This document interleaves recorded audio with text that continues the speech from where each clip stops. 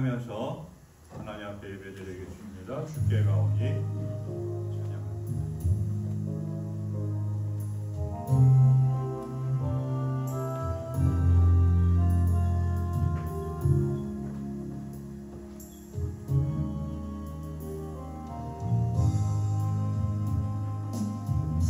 주께 가오니 날 새롭게 하시고 주의 은혜를 부어주소서.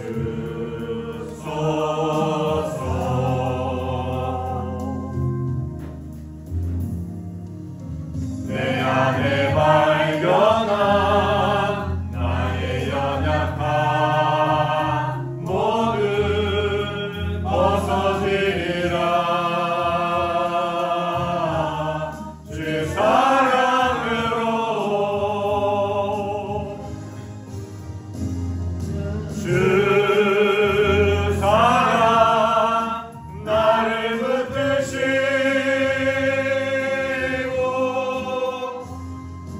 주 곁에 날 이끄소서.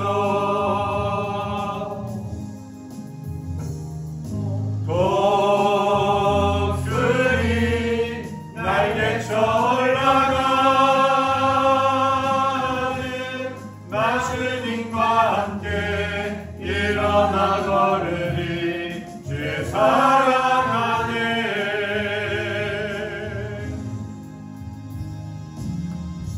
나의 눈 열어 주를 보게 하시고 주의 사랑을 알게 하소서.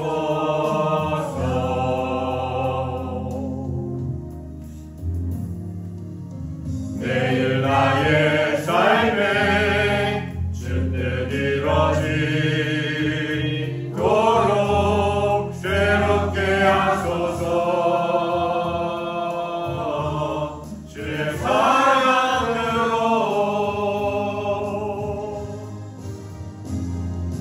주 사랑 나를 붙드시고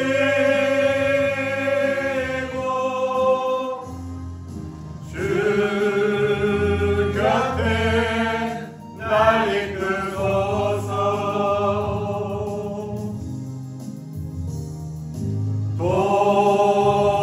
독수리 날개쳐 올라가는 나 주님과 함께 일어나 걸으리. 주의 사랑 안에.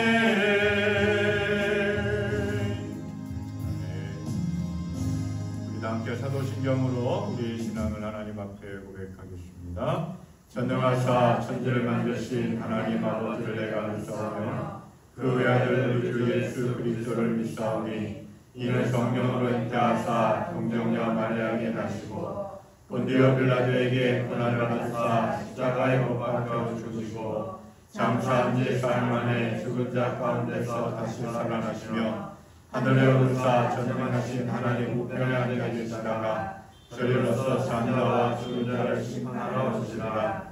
성령을 믿사오며 거룩한 공예와 성도가 서로 협동하는 것과 죄를 사하여 주시는 것과 몸이 다시 사는 것과 영원히 사는 것을 믿사옵나이다. 아멘.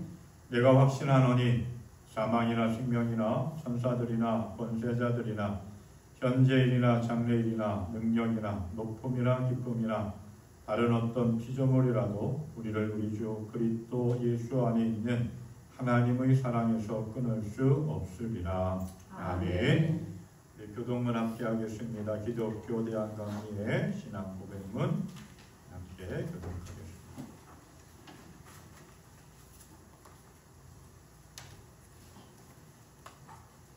기독교 대한 강의의 신앙 고백문 함께 교독합니다.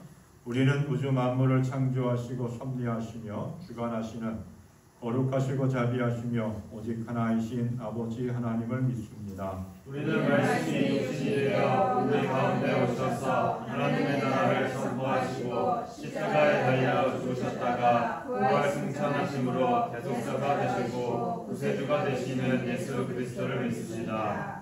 우리는 우리와 함께 계셔서 우리를 거듭나게 하시고 거룩하게 하시며 완전하게 하시어 위안과 힘이 되시는 성령을 믿습니다. 우리는 성령의 감동으로 기록된 하나님의 말씀인 성경이 구원에 이르는 우리와 신앙생활에 충분한 표준이 됨을 믿습니다. 우리는 하나님의 은혜로 믿음을 통해 죄 사함을 받아 거룩해지며 하나님의 구원의 역사에 동참하도록 부름받음을 믿습니다. 우리는 예배와 친교, 교육과 봉사, 전도와 선교를 위해 하나가 된 그리스도의 몸인 교회를 믿습니다. 우리는 만민에게 복음을 전파함으로 하나님의 정의와 사랑을 나누고 평화의 세계를 이루는 모든 사람들이 하나님 앞에 형제됨을 믿습니다. 우리는 예수 그리스도의 재림과 심판, 우리 몸의 부활과 영생, 그리고 우리의 최후 승리와 영원한 하나님 나라를 믿습니다. 아멘. 경배와 찬양 함께 하겠습니다. 주 믿는 사람 일어나 함께 찬양하겠습니다.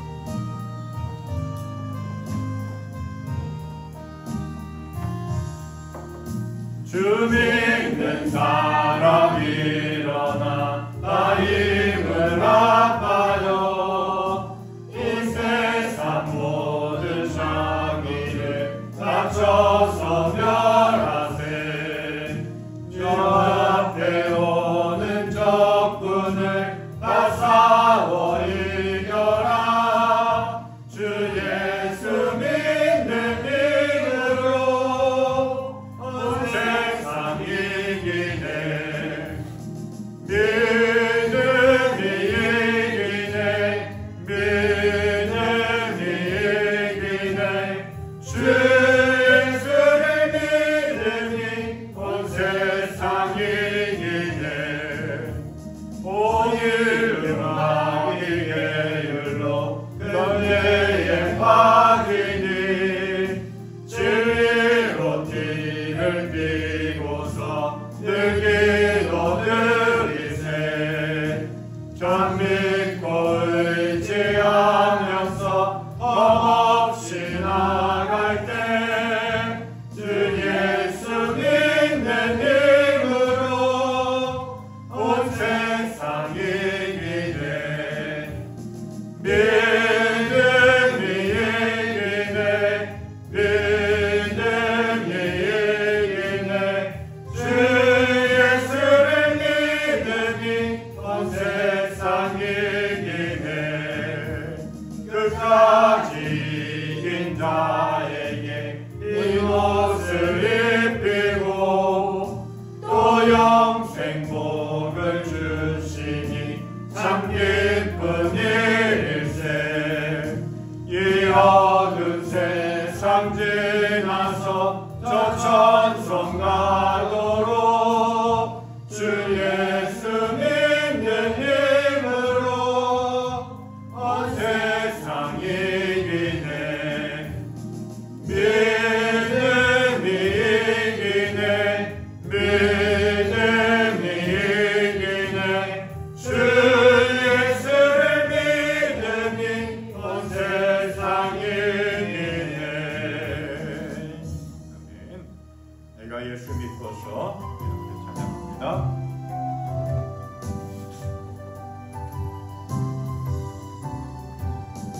내가 예수 믿고서 죄사함 받아 나의 모든 것 다 버렸네. 지금 내가 가는 길 천국길이요 주의 피로 내 죄가 씻겼네. 나의 모든 것 변하고 그 피로 구속받았네. 하나님은 나의 구원 되시오.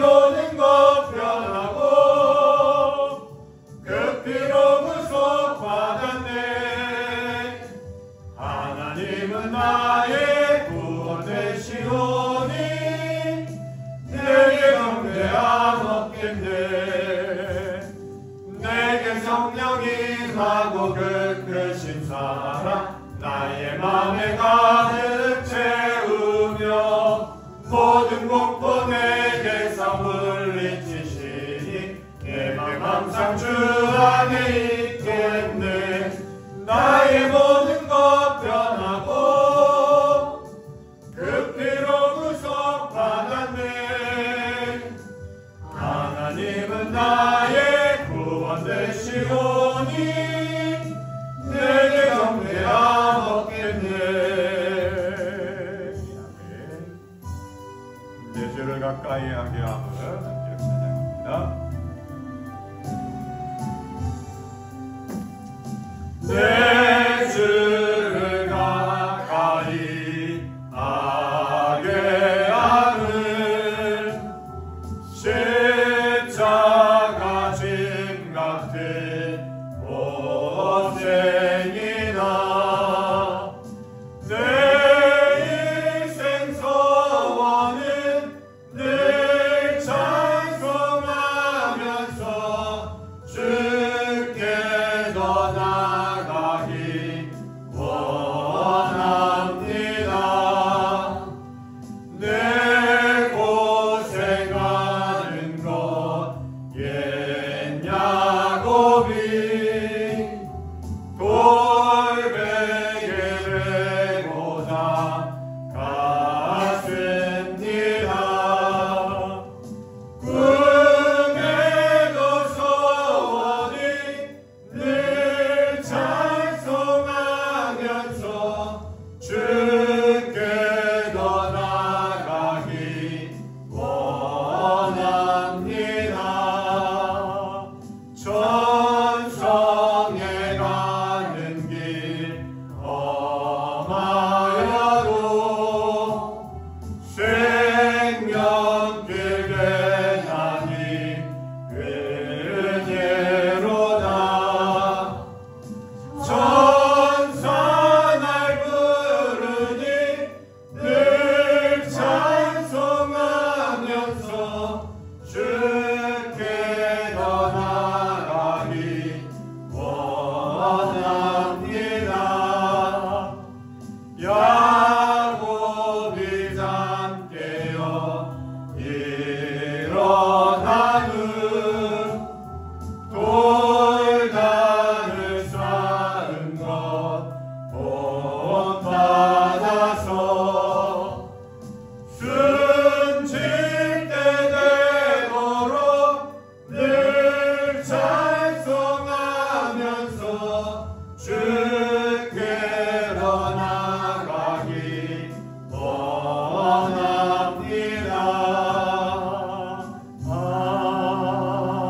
아멘. 이 시간 우리 한 마음으로 하나님 앞에 기도하겠습니다. 하나님 날마다 우리의 삶 속에 함께 하시고 은혜와 권능으로 역사하여 주셔서 감사합니다. 주님의 품 안에 온전히 거하고 주께 더 가까이 나아가기를 원합니다. 하나님 이 나라와 민족을 긍휼히 여기시옵소서. 하나님 회복되어지기 원하고 이 땅의 공의가 정의가 온전히 이루어지기를 간절히 원합니다. 죄악된 모든 것들을 씻어 주시옵소서. 하나님 회복시켜 주시옵소서.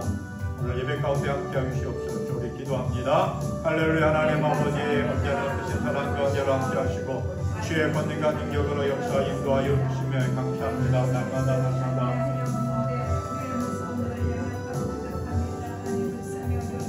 날마다 날마다 하나님의 은혜의 문자 앞에 온전히 거하기를 원합니다. 이루게 주시고 늘 사랑으로 품어주시는 하나님 그 사랑 안에 거하고 하나님이 기뻐하시는 온전한 믿음의 삶 돌아가기를 원합니다. 주여 기로워 있게 하여 주시고 도와주시옵소서. 하나님 특별히 이 시간 나라와 민족을 위하여 주님 앞에 기도합니다. 이 땅의 복음의 역사가 이루어지고 뿌리 내리고 또 열매 맺게 하시옵소서. 여기까지 왔는데 하나님 정말 이 나라가 어둠과 죄악 가운데 있습니다. 하나님 이 땅에 하나님의 정의가 이루어지고 하나님의 공의가 회복되어지기를 간절히 소망하며 기도합니다.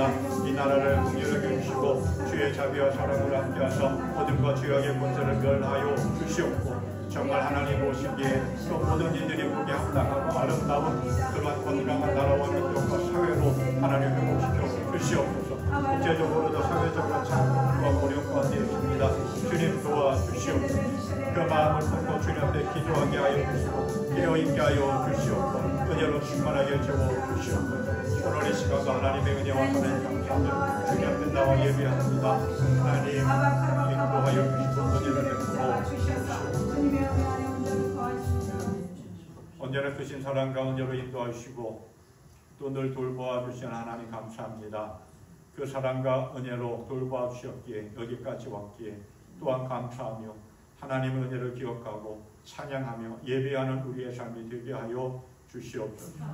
하나님 기도합니다. 나라와 민족을 위하여 이 시간 늘 기도하는 우리의 삶이 되게 하여 주시옵소서.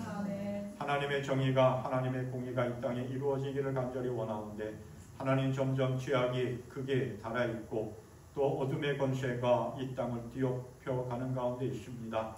하나님 이 땅을 회복시켜 주시옵소서. 고쳐 주시옵소서. 하나님의 정의가 하나님의 뜻이 온전히 이루어지고 하나님의 사랑이 곳곳에 심겨지고 열매 맺기를 원합나이다. 죄악의 온상들이 들끓고 있습니다.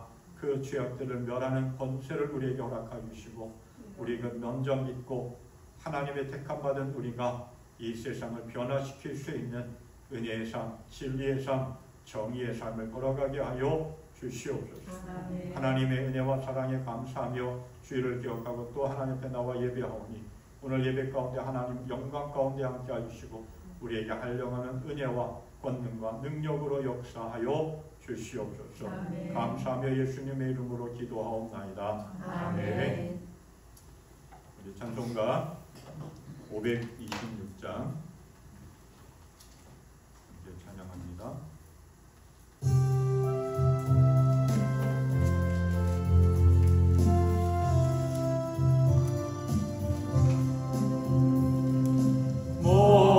목마른 자들아 다 이리 오라. 이곳에 존재 흐르도다. 힘쓰고 애쓰니 없을지라도 이 샘에 오면 다 마시겠네. 이 샘에 솟는 물 강같이 흘러 온천한 남극에 다 통하네. 빈부나 비천이 분별이 없이 다 와서 쉬고 또 마시겠네. 생명수 샘물을 마신 자마다 목 다시 마르지 아니하고 속에서 솟아나 생수가 되어 영원히 솟아 늘 풍성하리. 이 샘의 이름은 생명의 샘물. 저스던 빛같이 늘 맑도다. 어린 양 보자가 근원이 되어 생명수 생이 늘 끝이 아니에. 아멘. 우리 하나님의 말씀 함께 보겠습니다. 사도행전 16장 25절부터 32절까지의 말씀입니다.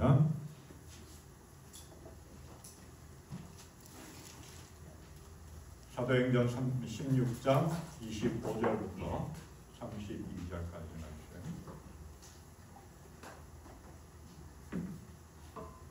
함께 우리 교독하겠습니다.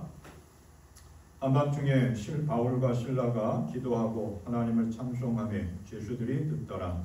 이에 갑자기 큰 지진이 나서 옥토가 움직이고 문이 곧 다 열리며 모든 사람의 매인 것이 다 벗어진지라. 간수가 자다가 깨어 옥문들이 열린 것을 보고 죄수들이 도망한 줄 생각하고 칼을 빼어 자결하려 하거늘 바울이 크게 소리질러 이르되 내 몸을 상하지 말라. 우리가 다 여기 있노라 하니 간수가 등불을 달라고 하며 뛰어들어가 무서워 떨며 바울과 실라 앞에 엎드리고 그들을 데리고 나가 이르되 선생님이여 우리가 어떻게 하여야 구원을 받으리까 하거늘 이르되 주 예수를 믿으라. 그리하면 너와 내 집이 구원을 받으리라 하고 주의 말씀을 그 사람과 그 집에 있는 모든 사람에게 전하라. 아멘. 우리 이제 11월 첫째 주일이 추수감사주일로 지킵니다. 그래서 7월 1일부터 내일 천안감사헌금을 하고 추수감사주일 때 봉헌해서 선교사업과 구제사업을 위해서 귀하게 쓰입니다.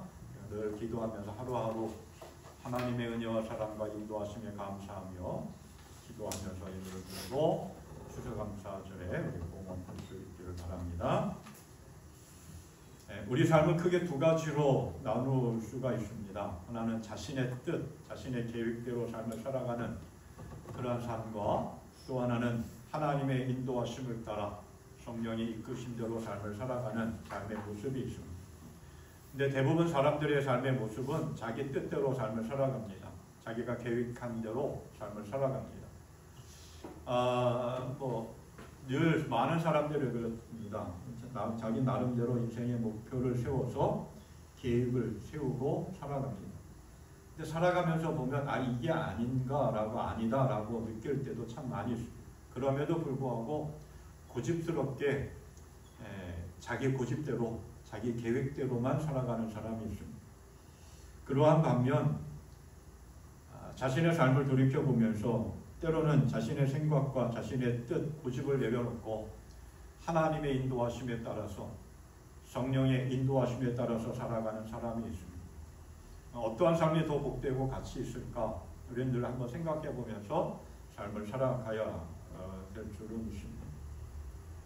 하나님의 은혜로 이집트에서 종살이하는 이스라엘 백성들은 하나님께서 약속하신 축복의 땅을 향하여 하나님의 인도하심을 따라 걸어갑니다. 그런데 자꾸 자신들의 생각이 앞섭니다. 자신들의 계획대로, 자신들의 뜻대로 삶을 살아가려고 합니다. 자신들의 마음이 더 중요했고 자신들의 가치관이 더 중요했습니다. 자신들이 계획한 대로 걸어가는 것이 더 멋져 보였습니다. 그래서 하나님의 뜻을 무시했습니다. 하나님의 인도하심을 거부했습니다. 하나님 인도하신 대로 삶을 살아가야 되고 하나님의 계획하신 대로 나가야 되는데 자기가 자신들이 계획한 대로 마음에 맞지 않으면 다 내팽개치고 고집스럽게 자신의 멋대로 삶을 살아갔습니다. 그래서 하나님은 그러한 이스라엘 백성들을 향하여 목이 곧은 백성들이 다 고집이 센 사람들이다 라고 책망을 들었습니다. 하나님의 말씀을 철저히 지키지 않았고 하나님의 은혜를 전혀 생각하지 않으면서 하나님을 예배하지도 않았고 하나님을 바라보고 하나님을 의지하며 그 길을 걸어가지도 않았습니다. 그 결과 이스라엘 백성들은 어떻게 됐느냐? 수없이 많은 고통과 시련 속에서 그 광야길을 걸어갔고 마침내 가나안 땅에 들어갔지만 온전히 정복하지 못하는 그런 아픈 역사를 간직한 채 삶을 살아갔습니다. 전 한동대 총장이었던 김영길 장로님과 그 안에 김영애 권사님에 대한 이야기입니다. 김영길 장로님은 과거 미국 나사에서 근무하면서 세계적으로 이름이 있는 과학자였습니다. 이 김영길 장로님이 결혼하기 전까지는 신에 대해서 전혀 생각해보지 않았던 그러한 철저한 과학자였던 거죠. 그리고 그 아내 되는 김영애 권사님도 어린 시절부터 교회에는 다녔지만 그렇게 열심히 신실한 신앙의 삶을 살아간 그러한 삶은 아니었다라고 이야기합니다. 그래도 한 가지 신념은 있었는데 나는 결혼할 때 꼭 그리스도인과 결혼하겠다라고 하는 결심이었습니다. 유학길을 가게 된 청년 김영길과 만났습니다. 누군가 소개해서 만나서 결혼을 했습니다. 결혼한 이후에 이 두 분은 신실한 믿음의 삶을 살아가기를 시작했습니다. 그러다가 1979년 카이스트 한국과학기술원의 교수로 재직하게 되었습니다. 카이스트 교수로 재직하던 1994년 대덕연구단지에서 아주 평안한 삶을 살아가던 두 분에게 어느 날 전화가 왔습니다. 포항에 기독교 정신을 바탕으로 한 종합대학을 세우려고 하는데 총장으로 와달라고 하는 그러한 요청이었습니다. 이 제안을 듣고 김영길 총장님과 아내 되는 김영예 권사님은 이게 정말 하나님의 뜻인가? 아니면 사람의 초청인가? 깊이 기도하기 시작했습니다. 아내 된 김영예 권사님이 아무리 생각해도 평생 과학자로서 삶을 살아왔던 그 김영길 장로님이 한 대학의 총장으로서 그것도 첫 시작하는 그 대학의 총장으로서 그 일을 한다는 게 정말 쉽지 않았고 또 잘 할 수 있을까라고는 두려움이 앞섰다고 합니다. 그래서 그 불안한 마음을 가지고 늘 기도했고 주일에 교회 가서 예배를 드리는데 목사님께서 설교하는 내용이 예수 믿는 사람들을 핍박하고 잡아들이려고 다메섹으로 가던 사울을 만나신 예수님께서 다메섹 안에 있는 아나니아를 부르시고 그를 사울에게 가라고 하는 그러한 내용의 설교를 하셨다고 합니다. 아나니아의 이야기 그리고 그 이야기가 대학 총장으로 초청받은 것과 무슨 상관이 있나 무슨 연관이 있나 이분들이 또 깊이 기도하면서 생각했다고 합니다. 그러면서 마침 지금 자신과 남편의 상황을 알고 설교하셨던 것이라고 하는 그런 생각도 들었고 그래서 기도하다가 총장직을 수락하기로 결정했다고 합니다. 그런데 하나님의 뜻을 묻고 기도하면서 그 새롭게 시작되어지는 학교의 총장으로 가기로 결정했지만 그 일이 그렇게 쉽지가 않았다고 합니다. 개교를 준비하던 가운데 1994년 6월 말 학교 설립자가 경영하던 회사가 크게 사고가 터졌습니다. 부도가 났습니다. 그래서 설립자가 학교 개교를 시작하려고 하는 개교하려고 하는 그 사업을 완전히 백지화하겠다라고 선언을 했습니다. 그래서 김영길 장로님과 김영희 권사님 두 분은 엄청난 고민에 빠지게 되었고 그러한 가운데 끊임없이 기도했습니다. 그 기도의 응답으로 온누리교회를 비롯해서 서울 온누리교회를 비롯해서 많은 교회들과 믿음의 사람들과 기업들이 십시일반 헌금을 했습니다. 많은 도움으로 우여곡절 끝에 1994년 12월 4일에 교육부로부터 최종 인가를 받았습니다. 근데 이렇게 학교가 힘들게 시작되어졌지만 재정적인 어려움이 여전했고 주변의 그 지역민들도 반대를 했고 또 수없이 많은 사람들이 비난하고 조롱하는 거예요. 그러면서 김영길 총장님을 향해서 장로님을 향해서 공금 횡령이 됐다라고 하는 잘못된 보도가 나오기도 했고 그 일로 인해서 학교의 모든 물을 그리고 전기를 배급하고 하는 모든 그 시설들이 다 끊겨졌다라고 합니다. 이러한 어려운 상황에 모든 교수들과 학부모들과 학생들이 함께 문제를 해결하기 위해 힘을 합했고 결국 김영길 장로님은 무혐의 결론이 났고 그 이후에 끊임없이 어려운 과정들이 있었지만 20여 년 동안 총장으로서 학교의 위기와 어려움 가운데서 그 직을 잘 감당하고 최고의 좋은 학교로 세워졌다라고 하는 거예요. 그게 포항에 있는 한동대학교입니다. 그렇게 기독교 대학으로 신실한 믿음의 사람들이 양성되어지고 훌륭한 인재들이 양성되어지는 그 학교에서요 총장직을 마치고 2019년 6월에 하나님을 부름을 받았습니다. 최장암 췌장암 4기 판정을 받고 8개월밖에 못 산다라고 했는데 건강관리하고 기도하면서 신앙생활하면서 3년여의 삶을 사시다가 2019년에 하나님을 부름에 받았습니다. 이 김영길 장로님과 또 김영애 권사님 자신의 뜻과 자신의 계획들을 다 내려놓고 한동대학교의 총장으로 새롭게 대학을 시작하고 첫 발을 내딛는 그 한동대학교 총장으로 초청을 받았을 때 이게 정말 하나님의 뜻인가? 하나님의 인도하심인가? 그렇게 기도하던 가운데 하나님의 응답을 받고 하나님의 인도하심, 성령의 인도하심, 하나님의 뜻이다 믿고 고백하며 그 길을 걸어갔습니다. 그래서 자신의 삶을 다 헌신했고 자신의 삶뿐만 아니라 그 한동대학을 통해서 하나님의 영광이 나타나고 하나님의 뜻이 세계를 향하여 세상을 향하여 나아가는 모습을 보게 됩니다. 우리 인생을 이렇게 보면 내 뜻대로 살려고 해도 내 뜻대로 사라지지 않을 때가 참 많이 있습니다. 그럴 때 보면 이게 내 뜻이 아니라 하나님의 뜻은 아닌가라고 생각해야 할 때가 참 많이 있습니다. 하나님의 인도하심을 따라 삶을 살아가는 것을 결단할 때가 있습니다. 우리도 성령의 뜻을 따라 하나님의 인도하심을 받아서 우리의 인생을 통해 하나님의 영광을 드러내는 그러한 복된 인생이 되시기를 축원합니다.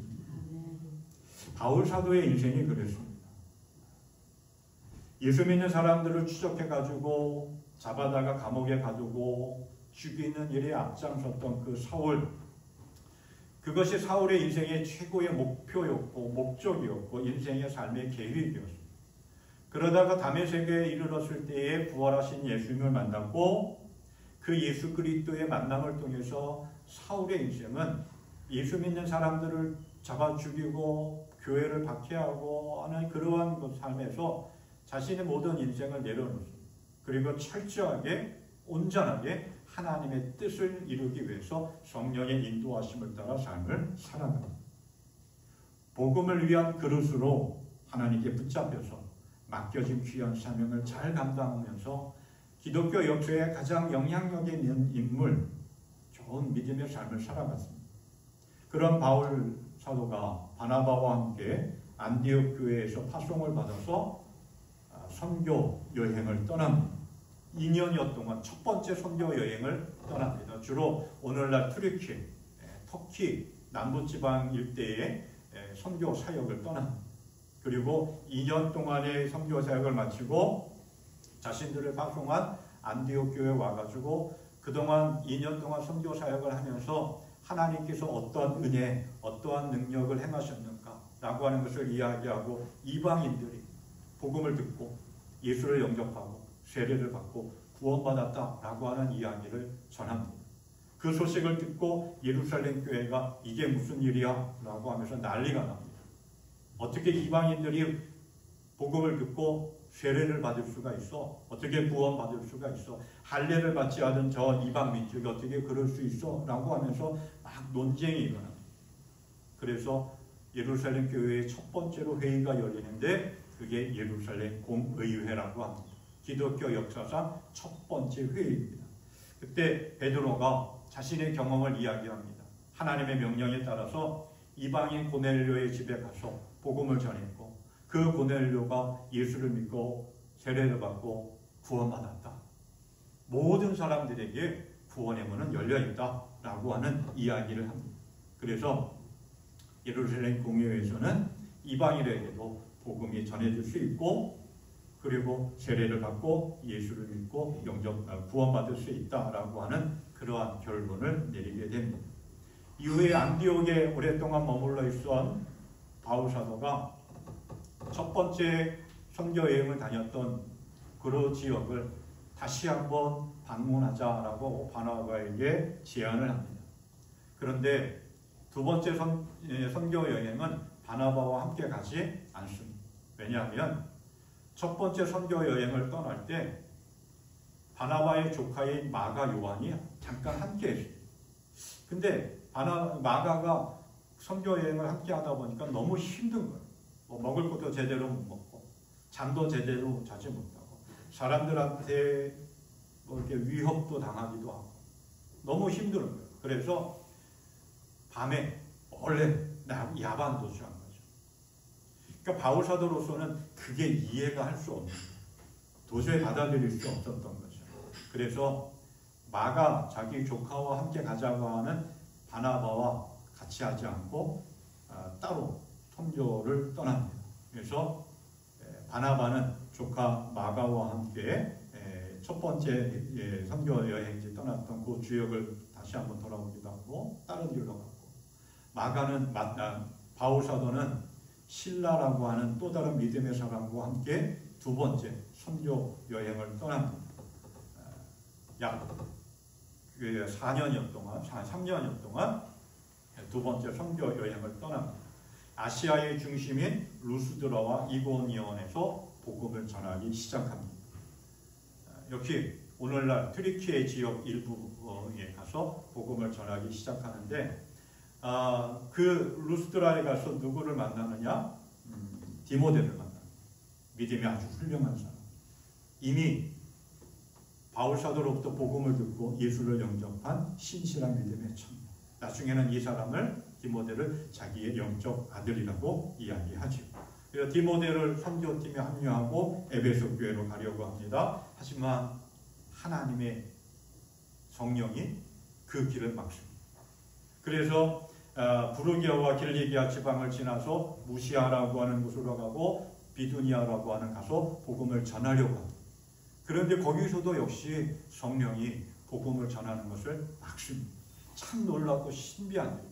자기는 열심을 가지고 복음을 전하려고 하는데 자꾸만 막히는 거예요. 길이 막히기도 하고 뭔가 일이 잘 안 되고 사람들도 듣지도 않고. 그러다 어느 날 잠을 잡니다. 그리고 그 잠결에 환상을 보게 됐죠. 어떤 마게도냐 한 사람이 자신을 향해서 우리를 와서 도와달라고 하는 그러한 일, 마게도니아로 와서 우리를 도와달라고 하는 그러한 환상을 보게 됩니다. 그 다음날 아침에 바울 사도는 이게 무슨 일일까, 이게 무슨 뜻일까 고민했겠죠. 갈등했겠죠. 자기의 계획은 계속해서 아시아 쪽으로 가서 복음을 전하고 교회를 세우고 믿음의 사람들을 양육하는 거였는데 자꾸 그 길이 막히는 거예요. 그리고 느닷없이 마케도니아, 유럽의 첫 관문, 유럽 사람을 환상 가운데 보게 되는 거예요. 고민하고 갈등하는 그러한 가운데서 바울 사도는 하나님께 기도했겠죠. 무엇이 하나님의 뜻인가? 나는 어디로 가야 되는 것입니까? 그렇게 기도했을 것입니다. 그리고 그 기도의 응답으로 바울 사도와 선교팀은 마게도니아, 오늘날 빌립보로 갑니다. 배를 타고 빌립보로 가서 복음을 전합니다. 유럽의 첫 관문 마케도니아의 빌립보. 그곳이 어떠한 곳이냐? 빌립보라고 하는 곳은 왕의 이름을 따서 붙인 마을인데 그 도시인데 헤롯 대왕의 아버지 필리포스에 의해서 세워진 도시입니다. 그리고 로마가 식민지로 지배했던 곳입니다. 로마가 식민지로 지배할 때 황폐화되고 사람들이 별로 없었는데 로마가 전쟁에 나갈 때 그 참전했던 용사들에게 무상으로 제공한 그러한 곳이 빌립보입니다. 여러 가지 세금 혜택도 줬고 또 여러 가지 도움도 많이 줬고 그냥 가서 잘 살 수 있도록 대우해 준 그러한 지역이 빌립보입니다. 그러다 보니까 이 빌립보에는 뭐가 가장 성행했느냐? 여러 가지 신전도 많이 세워졌고 왕을 위한 것도 많이 세워졌습니다. 가장 큰 영향력을 끼친 게 로마 황제였습니다. 그래서 빌립보는 로마 황제를 식격하였습니다. 신으로 섬겼습니다. 그러한 곳에 바울 사도가 성령의 인도하심에 따라서 하나님의 뜻에 따라서 복음을 전하기 위해서 갔습니다. 빌립보에 가서 거하면서 며칠 동안 머물러 있는데 마침 그 6월절이 안식일이 왔습니다. 안식일에 예배하기 위해서 회당을 찾았는데 예배할 곳이 없었습니다. 회당이 없었습니다. 당시 유대인 남자 10명만 있으면 어떠한 도시에서든지 회당을 지을 수가 있었습니다. 오늘날 교회를 세울 수가 있었습니다. 그런데 빌립보에 회당이 없었다라고 하는 것은 유대인 남자 10명이 없었다라고 하는 것일 수도 있고, 빌립보시 당국에서 로마 황제를 섬기는 것 이외에는 어떠한 종교 활동도 할 수 없다라고 하는 법이 있었기 때문에 그 빌립보에 회당이 없었을 것이다라고 이야기합니다. 그런데 회당이 없는 대신 사람들이 예수 믿는 유대인들, 예수 믿는 헬라인들이 기도하는 곳은 있었다라고 합니다.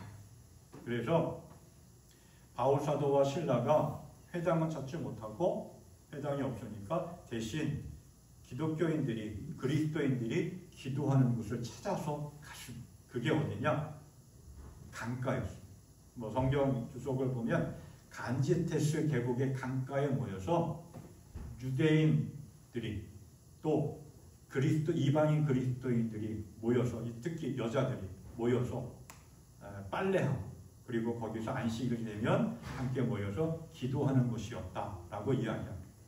그곳에 가서 보니까 여자들이, 많은 사람들이 모여서 기도하고 있었겠죠. 그때 바울 사도와 실라가 누구를 만나느냐? 루디아라고 하는 여인을 만납니다. 오늘 성경에도 보면 우리가 다 읽지는 않았지만 성경에 보면 14절부터 이렇게 얘기해요. 루디아가 어떠한 여인이냐? 자주색 옷감을 장사하는 사람이었습니다. 두아디라 출신으로. 두아디라고 하는 이 지역은 염색, 의복 이러한 것들이 제조하는 제조업이 중심이었고 아주 발달되어 있었다라고 합니다. 근데 그 지역 출신인 루디아가 빌립보에 와서 정착하면서 옷감을 만들고, 그리고 그 당시 로마의 권력층 사람들, 황제가 겉옷으로 입는 자주색 옷감을 만들어서 판매하는 그런 사람이에요. 그런데 이 사람은 하나님을 경외하는 사람이었다라고 이야기하고 있죠. 두아디아에서부터 복음을 듣고 아주 뜨거운 믿음을 가지지는 않았지만 그래도 신앙의 삶을 살아가는, 말하자면 초신자 정도 되는 그런 사람이었다, 이렇게 볼 수 있겠죠. 어떻게 신앙생활하는 것인지 알았겠죠. 그래서 안식일에, 오늘날 말하면 주일에 많은 사람들에서 모여서 기도하는 그곳에 가서 함께 믿음의 여인들과 함께 기도했다. 그때 바울 사도와 실라가 왔습니다. 그리고 그 여인들에게 하나님의 말씀을 전합니다. 그때 하나님을 경외한, 늘 마음에 하나님의 마음을 품고 하나님의 은혜를 사모하고 좀 더 성숙한 신앙의 삶을 살아가려고 하는 그러한 갈망을 가지고 있었던 루디아, 이 여인에게 하나님이 그 마음을 열어주셔서 바울 사도와 실라, 바울 사도의 선교팀을 자신의 집으로 초청합니다. 그리고 말씀을 듣습니다. 은혜를 받고 세례를 받습니다.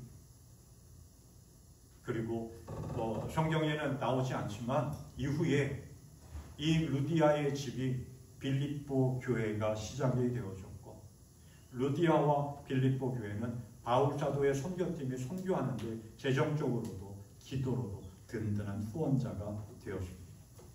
오늘 우리의 삶 속에서도 보면 이 루디아라고 하는 한 여인, 자주색 옷감 장사로 이방 외지 사람, 빌립보 사람이 아니었던 거죠. 외지 사람이 와서 정착해서 장사하면서 하나님을 예배하려고, 하나님을 찾고 하나님을 마음에 품고 살아가는 그 사람이었어요. 그런데 어느 날 바울 사도와 실라가 와서 복음을 전합니다. 루디아의 상황 속에서 보면은 하나님의 은혜를 받을 수 있는 가장 중요한 기회였다. 하나님을 섬길 수 있는 가장 중요한 소중한 기회였다. 장사를 하면서 정말 수단이 좋았던 루디아의 입장에서는 이 기회를 놓칠 수가 없었던 거죠. 그래서 그 주어진 기회를 꼭 잡았어요. 바울 사도와 실라, 바울 사도의 선교팀을 자기의 집으로 초청했어요. 그리고 말씀을 들었고 구원의 기회를 잡았던 거죠. 오늘 우리의 삶 속에서도 보면 정말 하나님의 은혜를 받을 수 있는 기회가 주어진 때가 있습니다. 그게 언제일지 우리는 알지 못하기 때문에 늘 깨어있는 믿음의 삶을 살아가야 되고 늘 사모하는 마음을 가지고 있어야 됩니다. 루디아가 그랬겠죠. 늘 하나님의 은혜를 사모하는 마음이 있었고 늘 은혜를 받기 원했고 늘 하나님을 마음에 품고 삶을 살아가는 날 어느 날 바울 사도를 통해서 하나님의 말씀을 듣게 됐고 그 말씀에 감동을 받고 바울 사도의 선교팀을 자기의 집으로 초청했고 은혜 받는 놀라운 역사를 경험했습니다. 오늘 우리도 예배드리는 어느 한순간, 기도하는 어느 한순간, 말씀을 읽고 묵상하는 어느 한순간 그게 하나님의 은혜가 나에게 강력하게 임한 기회입니다. 그 기회를 놓치지 않는 복된 인생 되기를 간절히 소망합니다. 바울 사도의 선교팀이 또 한 사람을 만나게 됩니다. 빌립보에서. 누구냐면 점을 치는 귀신 들린 한 여인입니다. 오늘날 우리나라식으로 말하면 그 무당, 굿하는 사람들, 점을 치는 사람들, 요즘 우리 케이블 TV를 돌리다 보면 그런 사람들이 나와서 이 점괘들 이야기하고 이런 것들을 가끔 나오는데 이 여인이 그러한 여인이에요. 귀신이 들려가지고 사람들의 귀중하복을 dom치고 뭘 하면은 돈을 벌 수 있고 뭘 하면 병을 낫는다라고 하는 것들을 점치는 여인이에요. 그런데 그 점치는 여인을 부리는 주인이 따로 있다는 거예요. 그래서 점을 치기 위해서 사람들이 와서 돈을 내면 그 수익금을 주인들이 갖는 거예요. 그런데 이 점치는 여인이 바울 사도의 선교팀을 따라다니는 매일같이 이렇게 이야기하는 거예요. 이 사람들은 가장 높으신 하나님의 종들인데 여러분들에게 구원의 길을 선포하고 있습니다. 17절에 그렇게 얘기했죠. 이 말이 틀린 말은 아닌데 매일같이 따라다니면서 이렇게 얘기하니까 바울 사도 입장에는 너무 귀찮아요. 맞는 말이지만 계속해서 쫓아다니니까. 그리고 복음을 전하는데 장애가 되니까. 방해가 되기 때문에. 그래서 어느 날 바울 사도가 그 여인을 향해서 내가 예수 그리스도의 이름으로 네게 명하노니 이 여자에게 나오라 그랬지. 그때 어떠한 일이 일어났냐? 귀신이 그 즉시 그 여인으로 나왔습니다. 정상적인 삶을 살아가게. 귀신의 악한 영의 지배를 받지 않고 온전한 삶을 살아가게. 그런데 부작용이 하나 또 생긴 거죠. 뭐예요? 그 점치는 여인, 귀신 들리는 여인을 통해서 돈벌이하는 주인들이 이제 모든 소득을 잃어버린 거예요. 그러니까 화가 나고 분통이 터져서 어떻게 했느냐? 바울 사도 선교팀을 고발합니다. 뭐라고 고발했느냐? 이 사람들 때문에 이 사람들이 우리 마을을 혼란하게 합니다. 이러한 얘기를. 자기의 수입원이 끊겼다라고 하는 것은 차마 얘기할 수 없고. 그래서 붙잡혀서 재판도 받지 않고 매를 받고 감옥에 갇히게 됩니다. 하지만 그러한 가운데서 바울과 실라는 그 억울하고 분통 터지는 일, 화가 날 수밖에 없는 그런 상황 속에서도 믿음을 지키고 복음을 전하며 건강한 믿음의 삶을 살아갔습니다. 이 삶을 통해서 바울 사도의 선교팀 바울 사도와 실라의 그러한 모습을 통해서 오늘 우리의 신앙도 한번 생각해 보고 우리가 고난받고 어려움 당할 때 우리는 어떻게 대응하고 어떻게 맞서고 어떻게 반응해야 되는 것을 깨닫습니다.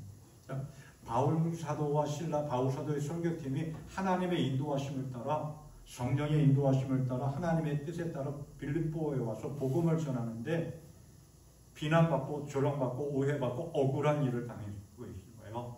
얼마나 화가 날 수밖에 없는 거, 얼마나 분통 터질 수밖에 없는 그런 상황입니까?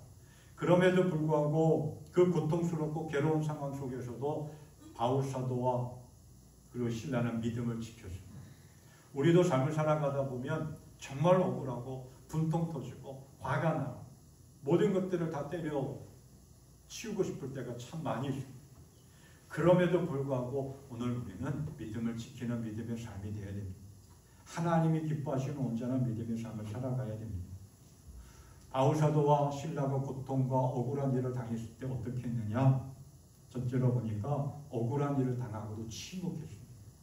우리는 지금 삶을 살아가다 보면 억울한 일을 당할 때가 있습니다. 괜한 비난을 받고 조롱을 받고 피해를 받고 또 억울하게 그 감옥에 갇히기도 하고 가지고 있는 것을 빼앗길 때도 있고 거짓된 정보로 불이익을 당할 때도 참 많이 있습니다. 그럴 때 우리는 일반적으로 어떻게 합니까? 막 화를 냅니다.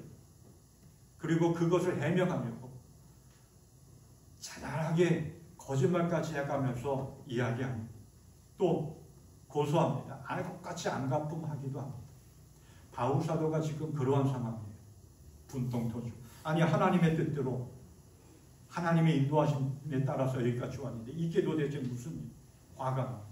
하나님의 뜻에 따라서 귀신 들린 여인을 예수님의 이름으로 고쳤는데 이게 무슨 억과심장인지 화가 날 수밖에 없는데 바울과 실라는 조용히 침묵했습니다.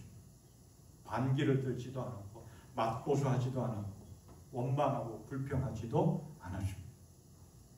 하나님의 뜻에 따라 하나님의 때에 하나님께서 뭔가 이루실 것이다 라고 하는 믿음을 가지고 그 하나님의 시간을 기다렸던 것입니다.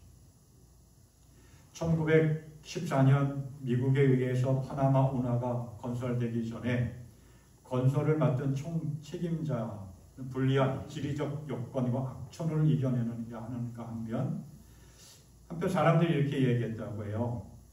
운하는 완공될 수 없다. 그런 부정적인 시선과도 맞서 싸워야 했습니다.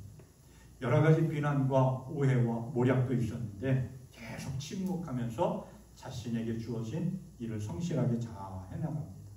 그때 주위 사람들이 이렇게 물어봅니다.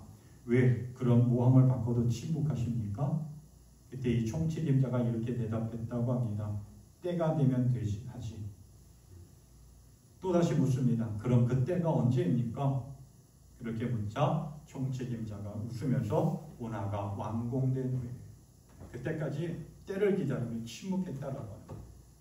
십자가의 길을 걸어가시면서도 예수님께서도 침묵하셨고 형들로부터 버림받고 수없이 많은 오해와 억울함 가운데 감옥에 갇혔던 요셉도 침묵했습니다. 바울 사도와 실라도 하나님의 인도하심을 따라왔지만 그 억울하고 비난과 조롱 가운데 있지만 침묵했습니다. 그냥 막연히 아무것도 안 하는 것이 아니라 하나님의 때를 기다리고 하나님의 시간을 기다리면서 침묵하며 나아갔습니다. 그러나 끊임없이 침묵만 한 것이 아니라 그 고난과 시련 속에서 뭘 했느냐. 자, 우리 25절 말씀을 봅니다. 한밤중에 바울과 실라가 기도하고 하나님을 찬송합니다.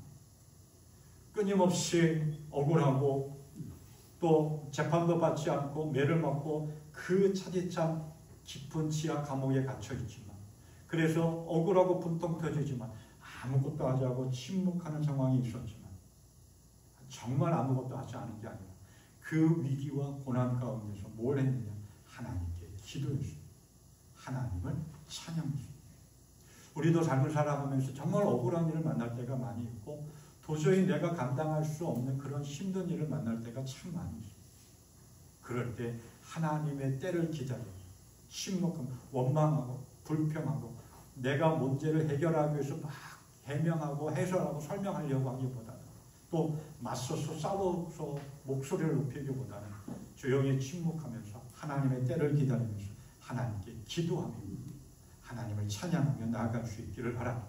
아멘. 그럴 때 어떠한 일이 일어났느냐. 26절 말씀합니다.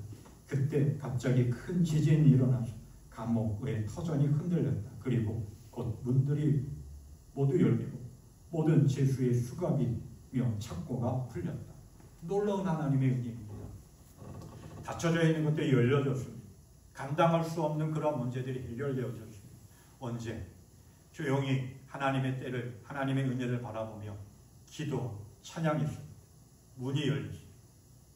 묶여져 있는 것들이 풀려지는 놀라운 역사가 일어났습니다. 기도는 우리의 닫혀져 있는 문제를 여는 열쇠이고 찬양은 하늘의 응답을 바라는 그러한 우리의 믿음의 고백입니다. 우리가 힘들고 어려울 때 하나님을 찾고 기도합니다.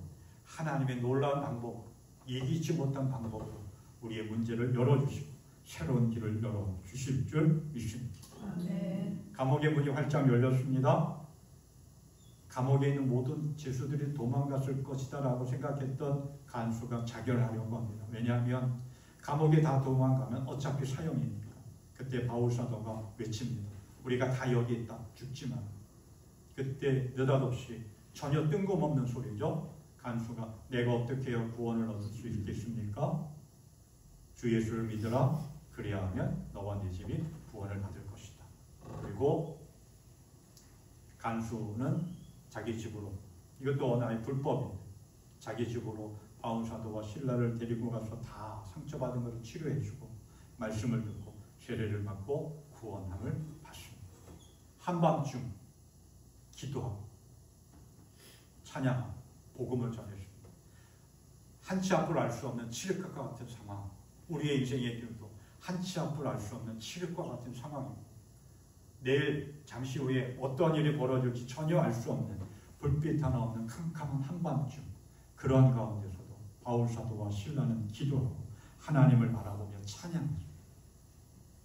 우리의 삶에도 그러한 하나님을 의지하고 하나님을 바라보며 기도하며 찬양하는 삶을 살아갈 수 있기를 바랍니다. 아멘. 그 삶을 통해서 하나님은 우리에게 놀랍게 역사하십니다. 또한 고난 가운데서도 바울 사도와 실라가 한 일은 뭐냐? 정당한 권리를 요구했습니다. 바울 사도도 그렇고요, 실라도 그렇고요, 로마 시민권자입니다. 로마 시민권자는 함부로 매를 쳐서도 안 되고 감옥에 가둬서도 안 돼요. 그런데 로마 시민권자인 바울 사도와 실라를 재판도 하지 않고 신문도 하지 않고 그냥 옷을 벗기고 매를 쳤습니다. 그리고 깊은 지하 감옥에 가뒀습니다. 그리고 그 다음날 관리들이 이 사람들을 놓아줘라 라고 명령합니다. 그래서 간수는 놓아주라고 하십니다. 예, 당신들은 평안히 가십시오 라고 주사는. 그런데 느닷없이 바울 사도가 어떻게 감히 우리를 그냥 놓아줘? 관리들이 우리에게 와서 직접 사과하고 우리를 놓아줘야 돼. 우리는 로마 시민권자들이야 라고 하니까 관리들이 난리가 난 거예요. 이제 자기들이 관직에서 쫓겨날 수밖에 없는 상황이에요. 그래서 그날 아침에 부랴부랴 바울 사도에게 찾아와서 머리를 조아리고 죄송하다라고 사과를 하고 앞까지 배웅을 했겠죠. 여기서 바울 사도는 자신의 권리를 요구했습니다. 그냥 부당한 것, 너희가 잘못해서 사과해. 그냥 단순히 부당한 것에 대한 어떤 사과를 받기 위한 것이 아니라 로마 시민권자로서 자신에게 가지고 있는 그러한 특혜를 요구했던 것이고, 그리고 너희들이 부당하게 잘못한 것이 있으니까 그것을 정중하게 사과해 라고 하는 것이었고, 그 일을 통해서 자신이 빌립보에서 복음을 전파하는데 어떤 방해가 되는 것, 걸림돌이 되는 것, 그것을 해결하기 위해서 바울 사도는 자신에게 주어진 권리를 정당히 요구했습니다. 이 이야기를 통해서 한번 생각해 봅니다. 우리가 신앙생활할 때 또 믿음을 지키고 복음을 전하다가 보면 정말 억울한 일을 당할 때도 있고 정말 사소한 오해를 받을 때도 있습니다. 그때 복음을 위해서, 믿음을 지키기 위해서 나에게 맡겨진, 나에게 주어진 정당한 권리를 행사할 수 있어야 되고 그런 지혜가 있어야 되겠고, 또 하나는 바울 사도는 지금 관리들이 부당하게 행한 것들에 대해서 당당하게 정의감을 가지고 외치고 있는 거예요. 오늘 우리 믿음의 사람들은 시대가 악하다 할지라도 그냥 눈 감고 넘어가는 게 아니라 그 악한 것들에 대해서 말씀 안에서, 믿음 안에서, 하나님의 뜻 안에서 고칠 건 고쳐야 된다라고 하는 그러한 당당함과 정의감을 가지고 복음 위에, 말씀 위에, 믿음 위에 굳건히 서서 나아갈 수 있는 인생이 되기를 바랍니다. 그래서 하나님의 뜻 안에서 분별력을 가지고 하나님이 기뻐하시는 그런 온전한 깨어있는 믿음의 삶을 살아갈 수 있기를 소망합니다. 우리는 삶을 살아가면서 자신의 뜻과 계획을 세워놓고 삶을 살아갑니다. 그런데 때로는 내가 세워진 계획, 내가 세운 뜻보다는 하나님의 뜻을 앞세우고 하나님의 인도하심을 따라 살아가야 할 때가 많습니다. 그런데 오늘 말씀을 통해서 살펴본 것처럼 하나님의 뜻에 따라서 성령의 인도하심을 따라서 살아간다 하더라도 고난과 역경은 여전히 많이 있습니다. 그럴 때 우리는 어떻게 하느냐? 바울 사도와 실라를 통해서, 예수님을 통해서 우리는 지혜를 얻습니다. 침묵합니다. 하나님의 때를 바라보며 하나님의 역사하심을 바라보며 침묵하는데 그냥 가만히 앉아 낙심한 채 주저앉아 나는 아무것도 할 수 없어가 아니라 우리의 도움이 되시고 고난 가운데서 역경 가운데서 우리를 건져주시는 하나님을 바라보며 기도하며 찬양하며 나아갈 수 있기를 바랍니다. 그때 막힌 것이 열려지고 닫힌 것이 열려지는 하나님의 놀라운 은혜가 우리의 삶 속에 이루어질 줄 믿습니다. 그래서 어떠한 상황과 환경 속에서도 당당하게 정의롭게 복음을 지키고 믿음을 지키고 복음을 전하는 건강한 신앙의 삶, 하나님의 영광을 드러내는 승리하는 복된 인생 되시기를 주님의 이름으로 축원합니다. 이 찬송가 406장 찬양합니다.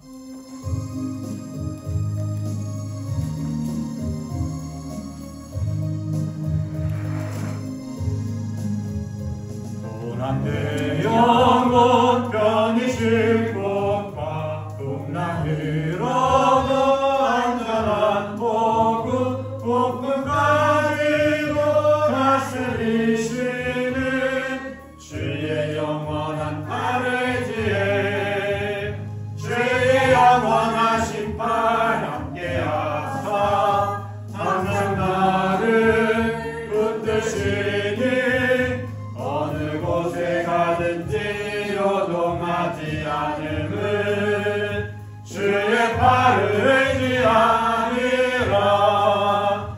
세상 친구들 나를 버려도 예수를 함께 동행함으로 주의 은혜가 충만하리니 주의 영원한 팔을 의지해 주의 영원하신 팔 함께하사 항상 나를 붙드시니 어느 곳에 가든지 요동하지 않음은 주의 팔을 의지하리라. 나의 믿음이 연약해져도 미리에 힘을 주시며 뒷배할 때도 안보하시는 주의 영원한 팔의지에 주의 영원하신 팔 함께하사 항상 나를 붙드시니 어느 곳에 가든지 요동하지 않음은 주의 팔을 의지하니라.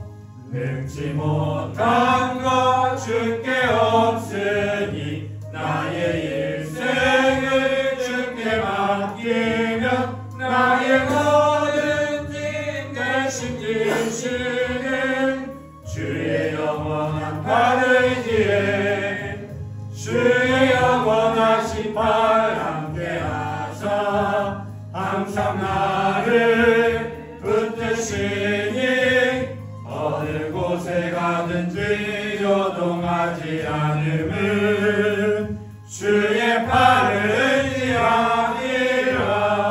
의지하니라. 네, 기도하겠습니다. 언제나 우리의 삶 속에 함께 하시며 은혜와 능력으로 인도하신 하나님 감사합니다. 하나님, 오늘 말씀을 통해서 우리의 삶을 점검하고 또 새롭게 결단하며 나아가기를 원합니다. 우리는 멋지게 성공하는 인생을 꿈꾸며 계획하고 내 뜻을 세우며 걸어갑니다. 그런데 너무 고집스럽게 내 뜻과 내 생각대로 살아가다가 낙심하고 좌절하고 아파할 때가 얼마나 많은지 모르겠습니다. 그럴 때마다 하나님 앞에 기도하며 걸어가게 하여 주시옵고 하나님의 뜻이 무엇인지 정말 하나님의 인도하심을 따라 걸어가는 복된 인생 허락하여 주시옵소서. 김영일 장로님과 김영애 권사님처럼 또 바울 사도처럼 자신의 모든 것 내려놓고 하나님의 뜻에 따라 성령의 인도하심을 따라 걸어가는 믿음의 삶을 살아갈 수 있도록 결단하게 하여 주시고 또 그렇게 결단할 수 있도록 하나님 지혜와 도움의 손길로 함께하여 주시옵소서. 그런데 오늘 말씀처럼 하나님의 뜻에 따라 성령의 인도하심을 따라 걸어가도 여전히 힘들고 어렵고 고난이 우리 앞에 있습니다. 그럴 때마다 억울하고 힘들고 아파해도 원망하고 불평하고 살아나려고 나 혼자 발버둥 치는 것이 아니라 조용히 침묵하며 하나님의 도움의 손길, 하나님의 시간을 기다리며 깨어 기도하게 하여 주시옵소서. 하나님을 바라보며 하나님을 의지하며 찬양하며 도저히 예배할 수 없을 것 같은 그 상황 속에서도 하나님을 예배하는 자가 되게 하여 주시옵소서. 그래서 당당하게 믿음의 권리를 가지고 세상 속에 나아가 하나님의 뜻을 이루게 하여 주시옵고 하나님의 영광을 드러내는 복된 인생, 승리하는 인생 되게 하여 주시옵소서. 하나님의 쓰임받는 귀한 그릇이 되어지기를 원합니다. 주님 허락하여 주시고 사용하여 주시옵소서. 날마다 놀라운 은혜와 능력으로 우리의 막힌 것들을 열어주시고 닫혀져 있는 것 또한 열어주시는 하나님, 그 은혜에 감사하며 예배하고 귀한 예물 마음과 뜻과 정성을 다하여 주님께 드립니다. 주님 받아 주시옵고 귀하게 사용하여 주시옵며 들어진 손길 하나하나 주님께서 붙잡아 주시어서 저들이 행하는 손길, 저들이 걸어가는 발걸음마다 평안하고 형통케 승리하는 삶 되게 하여 주시고 하나님의 영광을 드러내게 하여 주시옵소서. 늘 우리의 삶 속에 함께 하시는 우리 주 예수 그리스도의 은혜와 하나님 아버지의 무한하신 사랑과 성령의 역사 인도하여 주시오니 하나님의 도움의 때 하나님의 시간을 기다리며 조용히 기도하고 믿음의 당당함을 가지고 나아가 세상을 향하여 나아가는 주의 택함받은 모든 이들 위해 영원토록 함께하여 주시옵기를 간절히 축원하옵나이다. 아멘.